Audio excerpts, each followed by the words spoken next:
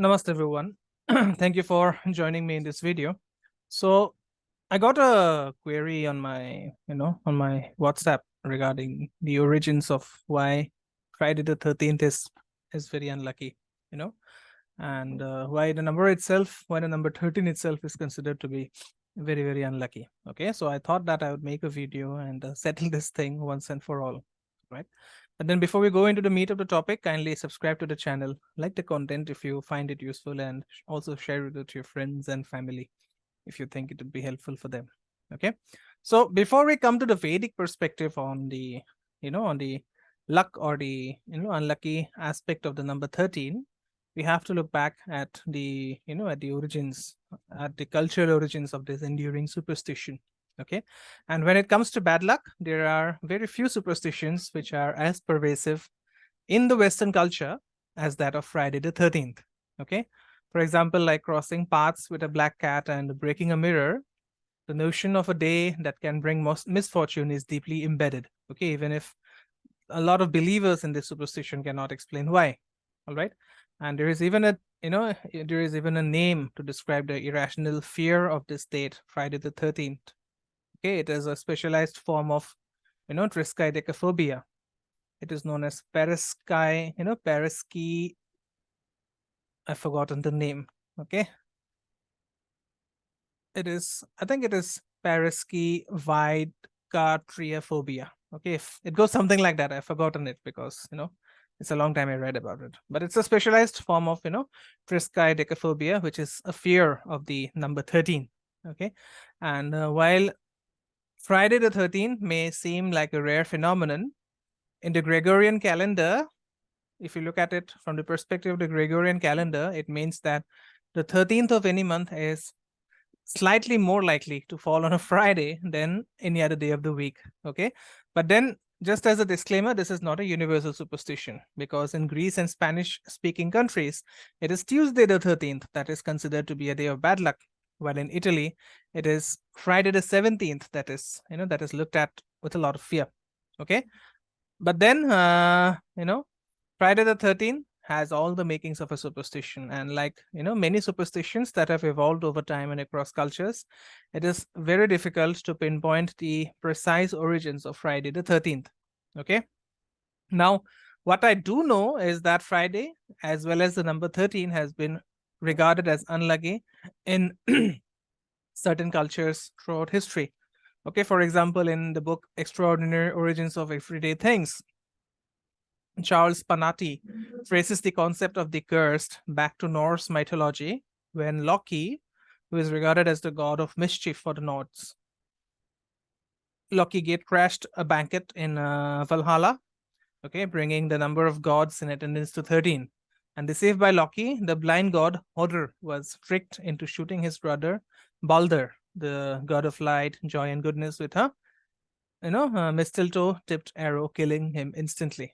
Okay, now from Scandinavia, in the same book, Charles Panatti explains that the superstition then spread south through Europe, becoming well established along the Mediterranean by the start of the Christian era. Okay, and it was here that the unsettling power of the numerals was cemented through the story of the Last Supper, which was attended by Jesus Christ and his disciples on Maundy Thursday, okay, the 13th. And the most infamous guest to arrive was, of course, Judas, who was the disciple who betrayed Jesus for pieces of silver, leading to his crucifixion on a Good Friday. Okay, so in biblical tradition, the concept of unlucky Fridays stretches back even further than the crucifixion. Okay, because Friday is said to be the day that Adam and Eve ate the forbidden fruit from the tree of knowledge, the day when Cain murdered his brother Abel, the day the temple of Solomon was toppled, and the day Noah's ark set sail in the great flood. But then it wasn't till the 19th century, however, that Friday the 13th became synonymous with misfortune. Okay, if you read the book The Penguin Guide to the Superstitions of Britain and Ireland by Steve Rood, he explains in this book that the combination of Friday and the number 13 is a Victorian invention. Okay, and even in 1907, the publication of Thomas Lawson's popular novel Friday the 13th captured the imagination with its tale of an unscrupulous broker who took advantage of the superstitions going around the date to deliberately crash the stock market. Okay, now in the 1980s, this superstition went into popular culture with the launch of the Friday the 13th, slasher franchise, starring hockey masked killer Jason Voorhees. Okay, so this film ensured that this date received a lot of notoriety in popular culture. Okay, and then came Dan Brown's novel in 2003, which was titled as the Da Vinci Code, and of course that received a lot of backlash all around the world, regarding whatever it showed, because that thing was converted into a movie. And when it got converted into a movie, this movie helped popularize the incorrect claim that the superstition originated with the arrests of hundreds of members of the Knights Templar on Friday, October 13, 1307. Okay, so these are the myths that are associated with Friday the 13th. But then, as the world has become very globalized, some of the myths have also traveled to India, unfortunately, or fortunately, whatever it means. And people actually regard 13 to be a very unlucky number. But is it really so? Let's look at the facts. Okay, so 13 in Vedic numerology, if you look at strictly from the standpoint of Vedic numerology, what happens is 13 is a combination of two numbers. One, which is of course representing Surya, and Surya, as we know, stands for our soul, right? For the light of the soul, for whoever we are, our true nature. Okay, and 3 is the number of Jupiter, which stands for divine grace.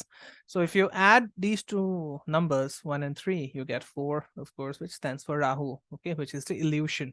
So Jupiter, of course, represents the divine grace. So when the soul meeting the divine grace produces an illusion, it means that the result of this number, the end result of this number, which is obviously 4, is going to bring a lot of instability in your life. Okay, now you have to remember that Rahu is not bad. Okay, Rahu means instability. Okay, a lot of I'm sorry, a lot of Vedic astrologers have popularized this notion that Rahu is bad. Rahu is this, Rahu is that. But it is not that Rahu is actually bad. It means Rahu brings about a lot of instability. Okay, and that instability can, of course, take you to places. Okay, that instability can give you a lot of things, but that instability can also bring you down. Okay, and in a culture which is as old as India, people often have preferred stability over instability. If you look at your parents, they will always ask you to get into a stable job. If you look at your maybe your friends and your elders, will ask you to get into a stable relationship. So India is a culture which has always preferred stability over instability. Okay, because it's a fairly old culture. Okay, only new cultures will prefer instability because that leaves a lot of room for a lot of opportunity for growth, a lot of room for improvement. Instability leads to improvement, but stability is something that is really really advocated by old civilizations like India and China, because they don't want life to be unstable. You want your life to be stable. Okay, and Rahu is considered to be the demon who devours the sun. Okay, so that instability can lead to the popping out of the natural light of the soul. Or every soul has a natural light that allows it to make decisions, or make this allows it to exercise its discernment regarding which is good and which is bad. So if that light is eclipsed by Rahu, it can lead to a very unstable life. Okay, so 13, which is 1 plus 3 equal to 4, is not really bad, but yes, it can lead to a lot of instability.